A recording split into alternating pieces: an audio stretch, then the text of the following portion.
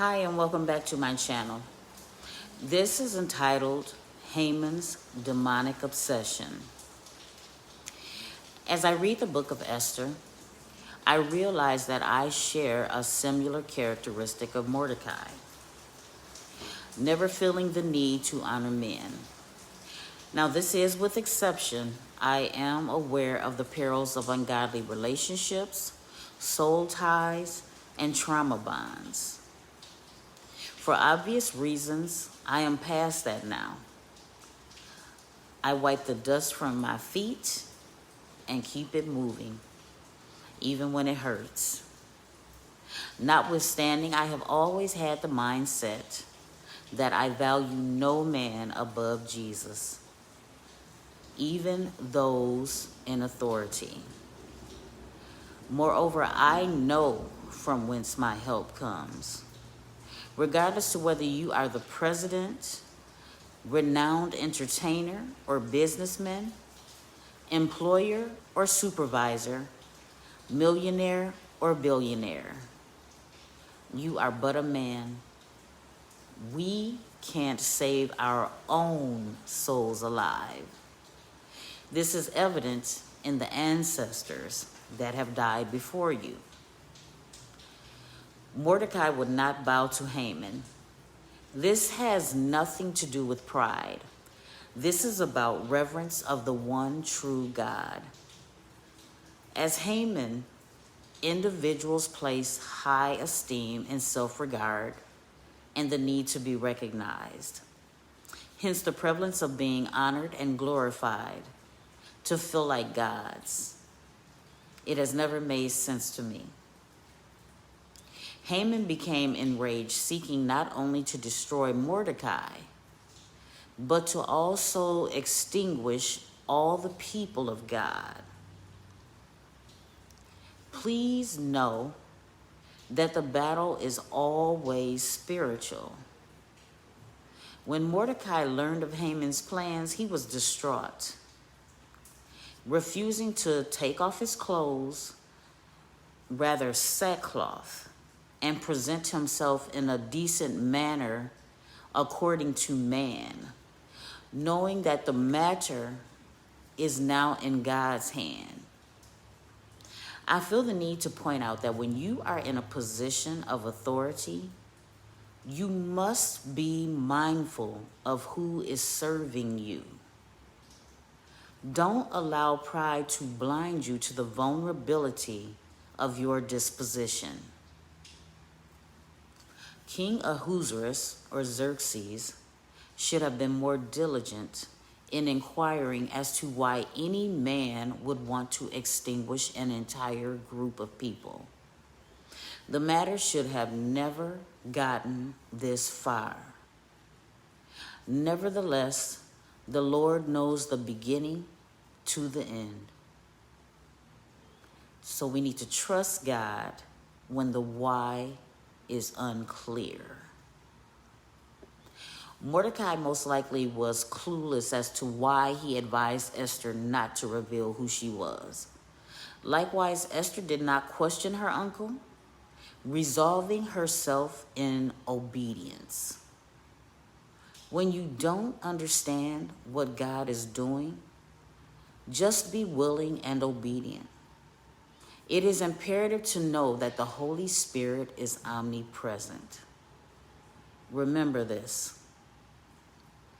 Haman was so fixated on his status, in his feelings, that he cast lots for an entire year as to when he would approach the king in this matter. Let me repeat that he relived this thing for a whole year, plotting, undoubtedly studying and learning the king. What man fails to realize is that the devil is not only subtle, but patient. Haman cunningly approached the king as if he was coming from a place of sincerity, while offering a bribe, appealing to the king's ego. I have seen a corrupt judge handled in this same manner by unprincipled attorneys, including one that was particularly shrewd. The warning that God had for this judge: one day that attorney is going to introduce a document that the judge will unwittingly sign that will lead to both of their political demise. It is foolish to trust a Haman. So now let's talk about Esther's strength and her character. When Haman's plan was revealed to Esther, she was hesitant to get involved at first. Undoubtedly comfortable in her role as queen, while possibly preferring to avoid conflict. But Mordecai was faithful that God would deliver his people from the hands of their enemies.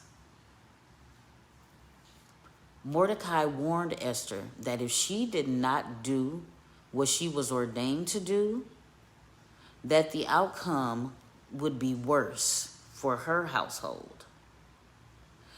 This is confirmed through the revelation of what would become of the king, secondary to unwise counsel and choices made on his behalf. The lack of discerning the evil in his midst. But Esther's diligent inquiry of the matter allowed her to be able to move accordingly. She walked gracefully in her position as the queen. Even though Esther had a formal but humble upbringing, Mordecai took great care in instilling in her the values and ethics that she needed to succeed in every aspect of her life. Aware of the rules and what was expected of everyone, in her wisdom, she sought the Lord, knowing that she could be killed, calling for a fast for 3 whole days with nothing to eat or drink, completely cognizant of the seriousness of the situation. In her fortitude, she determined the matter correctly. This is how we walk in faith.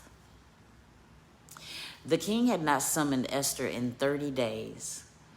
By entering the king's presence uninvited, Esther was risking her life.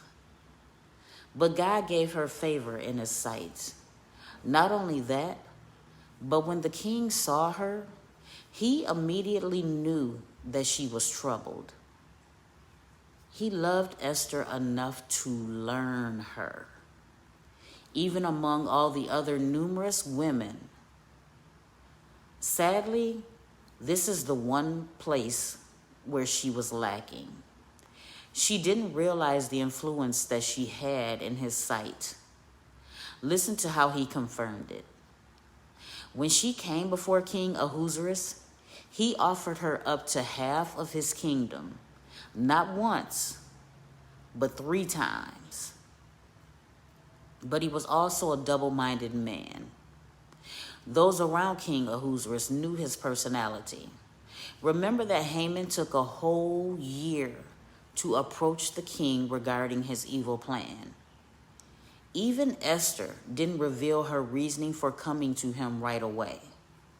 She prepared 3 lavish banquets prior to making her request known. King Ahasuerus' rashness led Vashti to be banished from being queen prior to the succession of King Esther, signifying his instability at times. Now, I will stop here because there are so many gems that I want to savor this word. But know that the devil is crafty. He knows how to enter into your presence so that you may receive him with open arms. I want you to read that or repeat that again. So I will ask you, do you have a Haman in your midst? Always coming from a place of love, thank you for joining me.